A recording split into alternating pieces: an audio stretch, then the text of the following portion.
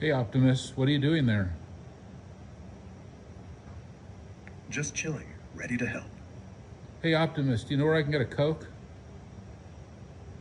Sorry, I don't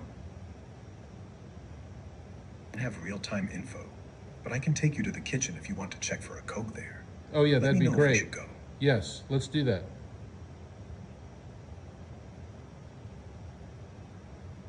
Let's go. Awesome. Let's head to the kitchen. Okay. Okay, go. I think we need to give it a bit more room. Right now it's kind of paranoid about space.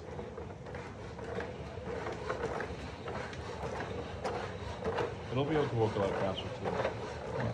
That video was from Mark Benioff, the CEO of Salesforce. Now, before I say anything else, the chatter from the peanut gallery is out of control on this one. People talking about how loud this version of Optimus is, how robotic the walking looked, how slow the Grok integration was, how the hands are fake, how this is Optimus version 2. I mean, I could go on, and all you need to hear is this. We have no clue what version this is. We have no idea if this is the most recent version of anything, or if this is primarily just some version to test the Grok integration, and perhaps a few other functions that don't require functioning hands. And on the hands, are these the new V3 hands covered up by some type of skin? Or are these just straight up mannequin hands with zero functionality? Because again, maybe it is just a prototype to test Grok. Why is this version walking slowly? Could it walk faster if the use case required it? Or is this version permanently limited because again, it's a unique gold build for Grok? At some point, Tesla is going to start keeping its cards close to its chest when it comes to Optimus V3, since that will likely be the version going into production as far as we know. And look, I can't wait to nerd out on some of the new details when we know things with more certainty. But guys, for now, we know basically nothing other than what our eyes can see and ears can hear about this Optimus video. Past videos of Optimus months ago have shown it walking faster, catching balls, manipulating eggs, and all kinds of things, which is why I'm confident this is not even close to Optimus V3. And if the hands are V3 under some type of skin or covering, not to give anything away, we're just gonna have to wait for a demo to know anything about them. So yeah, please just be careful what you take away from this video. I'm confident this is not at all what people think it is, and in a few weeks or months at the latest, a new actual demo from Tesla should clue us in to Tesla's actual progress.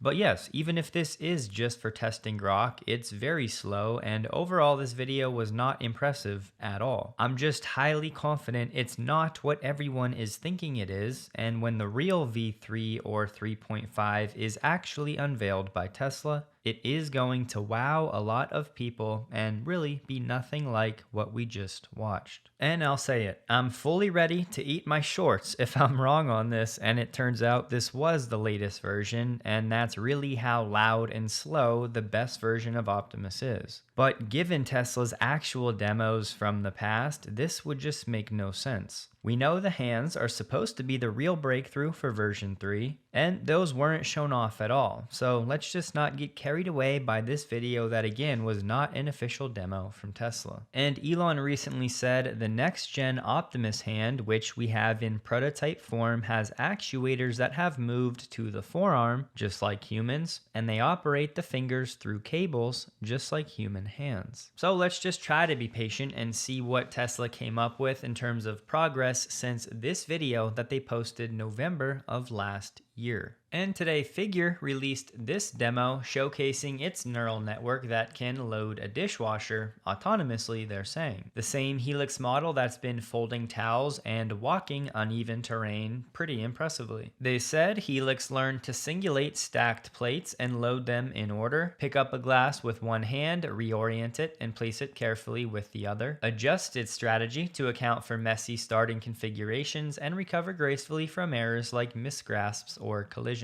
But as I've been saying, I'm not going to react much to any demo, even like these from Figure, They've had some impressive ones lately, walking, folding towels, doing laundry, and this loading the dishwasher. And Brett and Figure are saying it's all autonomous, just using new data. But how many tries is it taking to get these videos? What's the battery life? What's the plan for production? What's the cost? How reliable are they? So until we start learning at least a little bit about more of those details, I'm personally not going to get carried away either way. But yes, these Figure demos have been impressive. It's just I still have way more questions than answers. Joe Tetmeyer said at Giga Texas, customer direct vehicle deliveries have been happening at a small level from Giga Texas for a few months. And in Austin, Tesla's now pushing for more public venues and options for direct vehicle delivery from the factory. A new customer direct delivery center, basically a sales center, is being added on the north end of the west end of line facility. This will be open to the public and will be used for customers who opt for this instead of autonomous delivery to their house. Customers will be able to take delivery and complete all paperwork to take possession of their new car at this location. Tesla's also adding new road access so customers can access this location. Here's a great image from Joe showing where this will be. Here's Giga Texas off to the right. Here we have the highway. The yellow region is the new Welcome Center location. Here's the new access road that Tesla is building, and then here would be the new vehicle delivery center location. So yes, these additions are indeed across the highway relative to where Giga Texas is. Now, would the delivery and destination fees be lower for customers opting into this? We don't know for sure, but that would certainly make sense. And then why would Tesla set this up with autonomous deliveries in Austin supposedly around the corner? To that, I would say this is clearly going to reduce Tesla's logistics costs for local deliveries and probably will appeal to a fair number of people wanting to pick up their cars from nearby Giga Texas. Tesla can still move forward with autonomous deliveries whenever it's ready, but why would Tesla ship cars to sales centers in and around Austin if they can just have them drive themselves across the street and then be picked up there? This is from one salesperson in China, but they said since the Model YL was unveiled, it's garnered 120,000 orders now and almost 10,000 new orders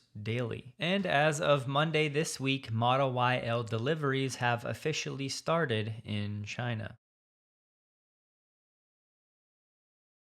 Joe Tetmeyer also shared Tesla just updated the Robotaxi app, which could be in preparation to add more locations. He said the info cards are a bit different. There's a new tab that takes you to the X Robotaxi page, and you can now add a new stop at the end of your ride without having to haul a new Robotaxi. On the Robotaxi front, Gail said Monday this week her Robotaxi arrived with the Tesla safety driver in the driver's seat, which is similar to the Bay Area, but as she said, her car did finally go onto the freeway. Now, once again, there's plenty of nonsense out there about this move from Tesla right now. There's a lot of people saying this is for all Robotaxi rides in Austin, but that has not been confirmed. Roger had a comment, but just know he's effectively Tesla Q, and I asked him to prove this, and so far he hasn't. But he said, spoke to Austin, whatever that means. Tesla failed to reach level 4 autonomy to operate in the state of Texas and had their driverless permits pulled. So just know plenty of people are now running with this narrative, but I'm telling you right now, this is not true until we see something official. And again, no, he has not responded with anything, any type of evidence. But I do think it's possible while Tesla wants to test on the freeway, if they want someone in the driver's seat, then why not just move all safety monitors into the driver's seat for now, in case a ride requires going on the highway. There's no need for them to jump back and forth other than optics, and we know Tesla doesn't really care about optics. The more important signal here is that Tesla's testing on the highways, and yes, operating on highways, but with someone in the driver's seat. Doesn't really feel right to call this a robotaxi, even though the monitor is likely not doing anything 99% of the time as usual. And unfortunately, we don't have a lot of reporting on robotaxis in Austin right now. Videos of the service and commentary about the latest are kind of hard to find at the moment. And this is the month Elon said Robotaxi will launch to the public in Austin, ending this invite-only era. But is Tesla really ready for this? They're going to need to increase the number of cars in the fleet at least somewhere in the neighborhood of 5-fold, given they likely have around 20 or so now. Either way, we're going to learn a lot about Tesla's readiness in the next few weeks. But yeah, until we have official word that Tesla has safety monitors in the driver's seat now due to regulatory requirements, I'm not buying it, and I'll just say this is Tesla wanting to be extra cautious as it expands the service to cover highways. Here's a peek into my production line for putting together more strength,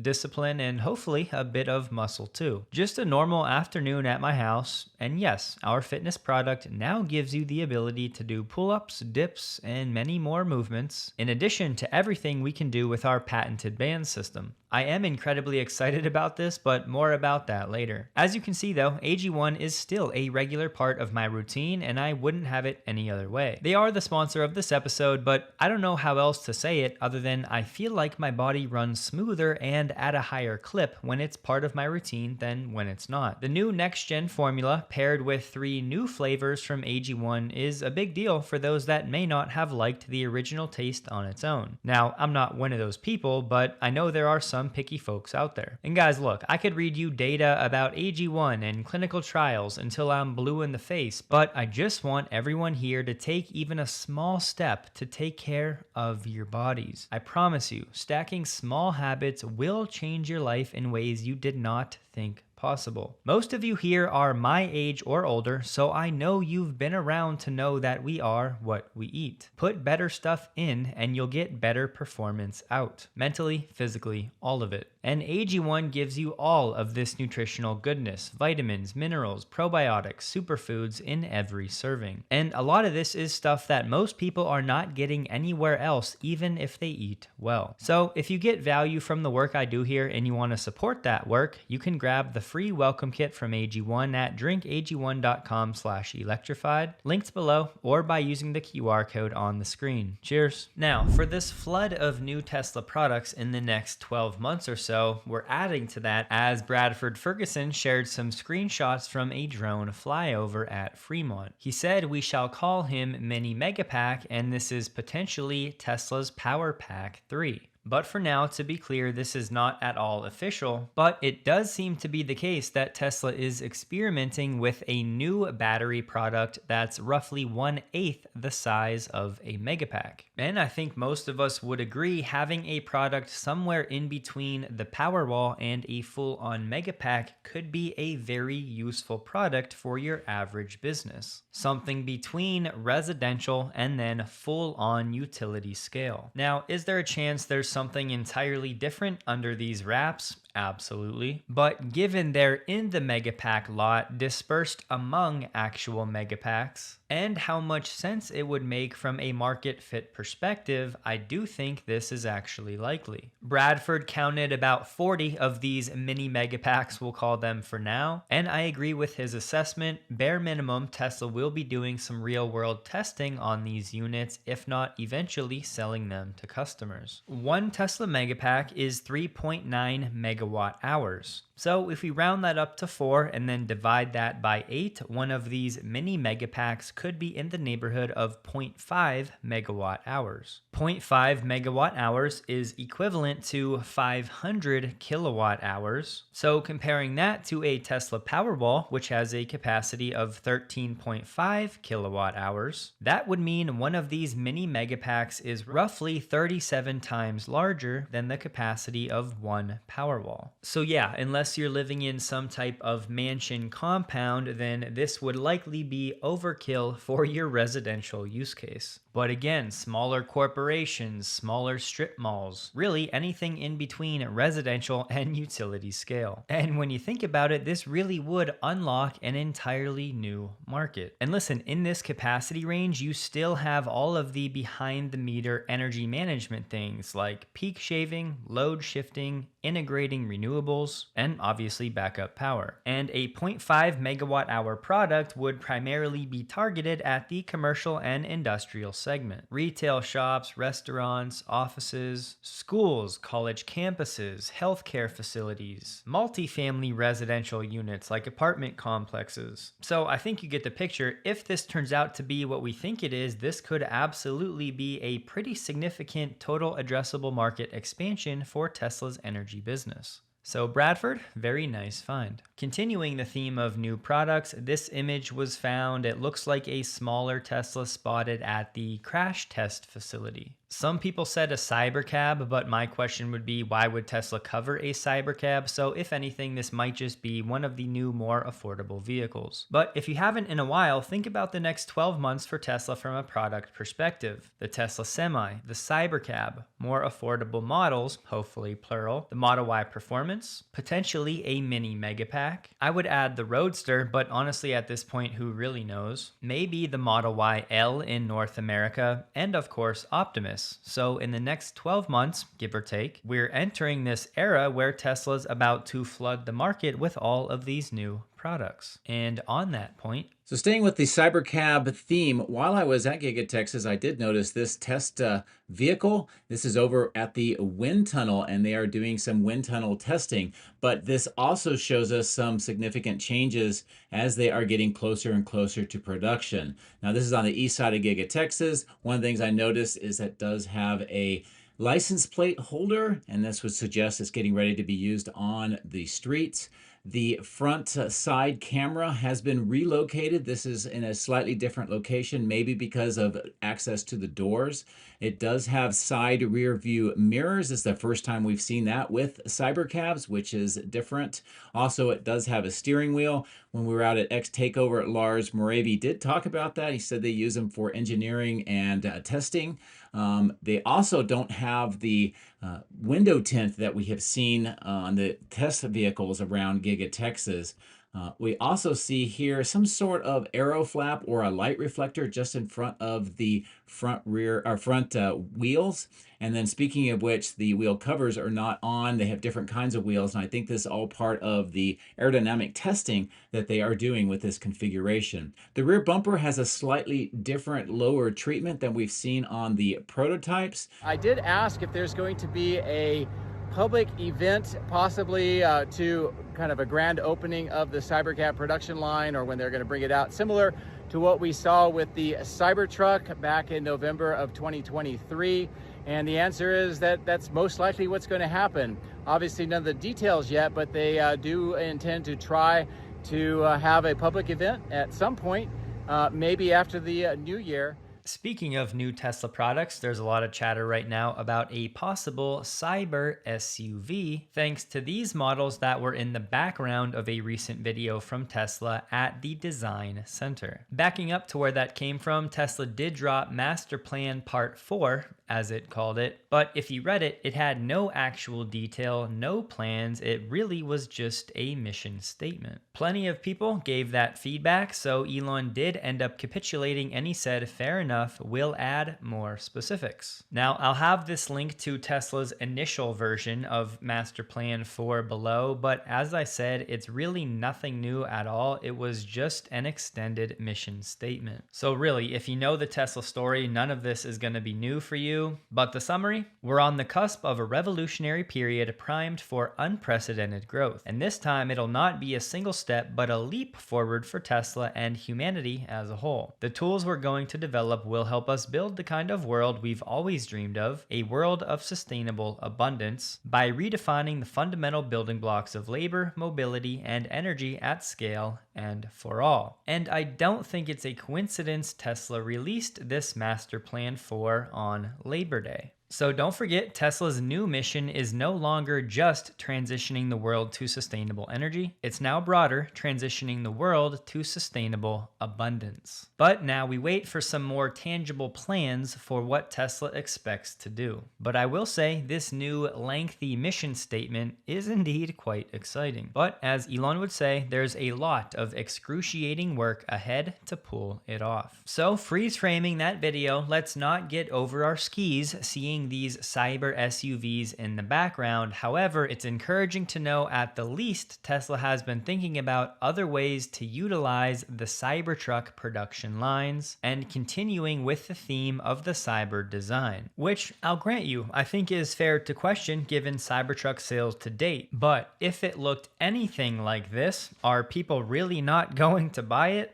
The Cybertruck in something like this would be very different, and I think this SUV design language would be incredibly popular. For Tesla to have a proper 3-row SUV, a bit boxier like a Rivian R1S, and a way to hopefully continually drive down costs of the Cybertruck line by bumping line utilization does indeed make a lot of sense. But how do we square that with Elon's comments on autonomy in North America and potentially not needing a vehicle like the Model Y L or a cyber SUV? For now, we just don't know. But again, at the very least, we have proof Tesla is indeed thinking about it and designing models for what it could potentially look like. There's also plenty of chatter out there right now about Tesla's regulatory approval of supervised FSD in Europe being delayed until January 2027. And unfortunately, some big Tesla accounts are just sharing this around without doing any sort of due diligence. Now, if you actually take a few minutes to find out what's going on, this was the source cited. Andrew is an account that has been following the UNECE bureaucracy and specifically how it relates to Tesla's FSD for some time. But here's everything you need to know. What Andrew said is primarily talking about unsupervised FSD, meaning Robotaxi operations across Europe. From that standpoint, some documents covering that will be submitted to the World Forum in June 2026 for a vote, and then from there it could be another 6 months after a waiting period to actually be in effect. So it's true that potentially Tesla's unsupervised FSD, again, Robotaxi operations, might not be eligible across parts of the EU until January 2027. And that is if nothing changes with exemptions before then. However, the most important thing for now, this changes nothing about Tesla's approval for supervised FSD. That's because it is still technically level 2, which falls under different guidelines than what Andrew is talking about. To be very clear, for supervised FSD across the EU, there's still a chance we get that approval either later this year or sometime early 2026. The truth is nobody knows, not even Tesla right now. I just need everybody to know that this delay until 2027 that people are talking about would only cover Robotaxi, aka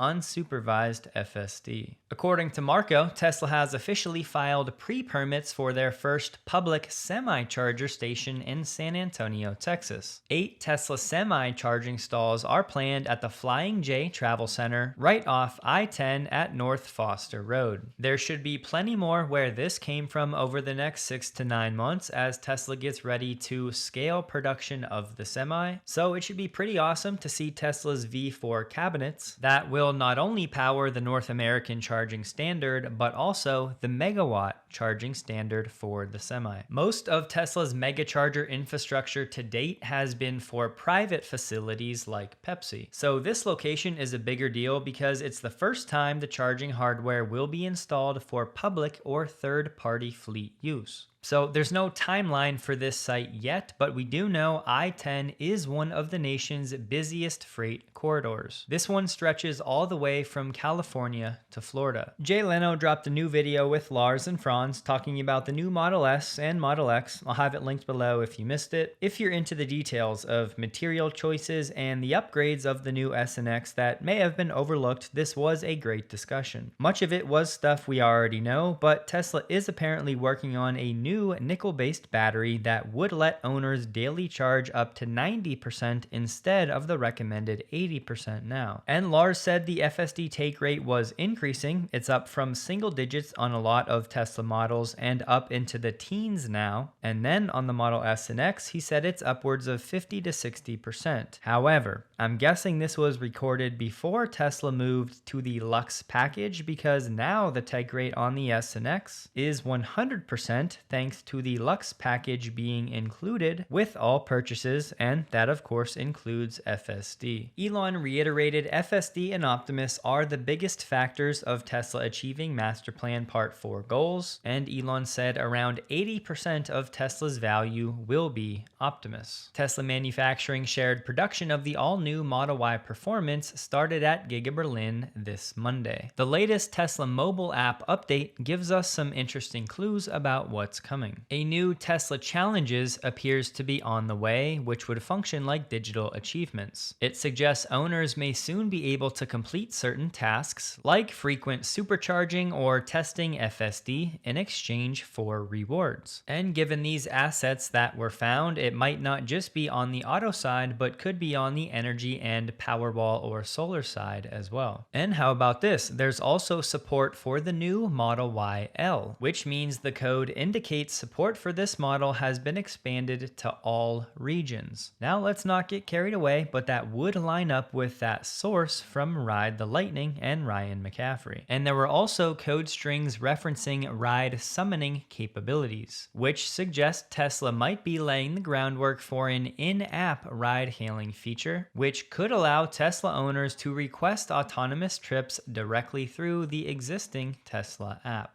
Bloomberg reported that Tesla has received only 600 vehicle orders in India since it launched in mid-July. According to the report, Tesla is planning to ship between 350 to 500 vehicles to India until the end of the year, with the first batch arriving in the country this month. You guys know I've been saying all along, personally, my expectations for Tesla sales in India in the short term are incredibly low. The infrastructure is lagging, the market dynamics don't really support higher priced vehicles, and right now I think there's a much bigger opportunity on the energy side. Now, of course, long term, India wants to grow its EV market with the help of Tesla, but it's just likely to take a bit of time. When it comes to Tesla's global sales, we can always go market by market. Some are going to be excellent and set new records, while others are going to lag dramatically. For example, Tesla is doing incredibly well in Turkey, best month ever, best quarter ever, and significant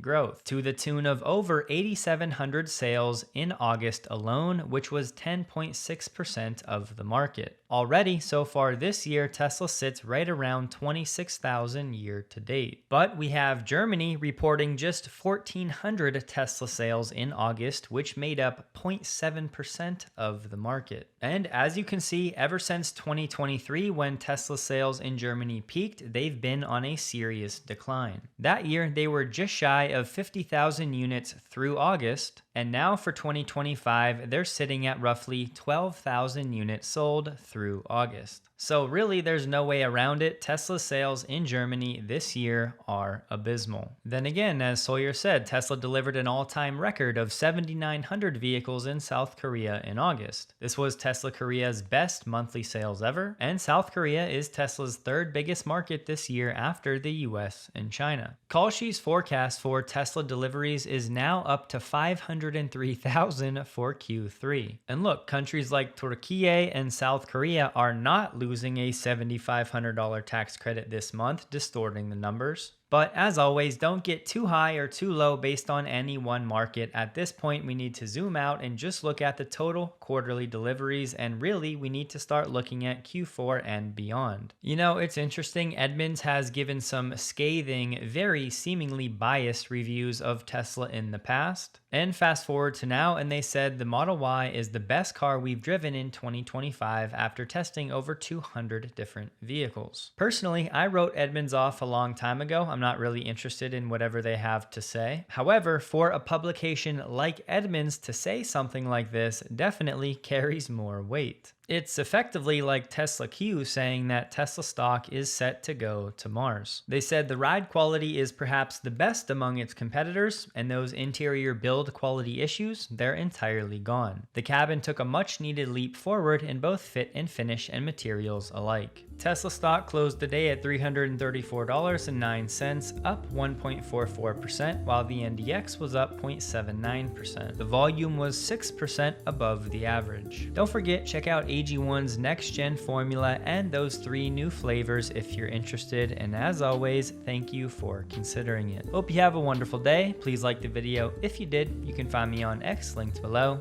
And a huge thank you to all of my Patreon supporters.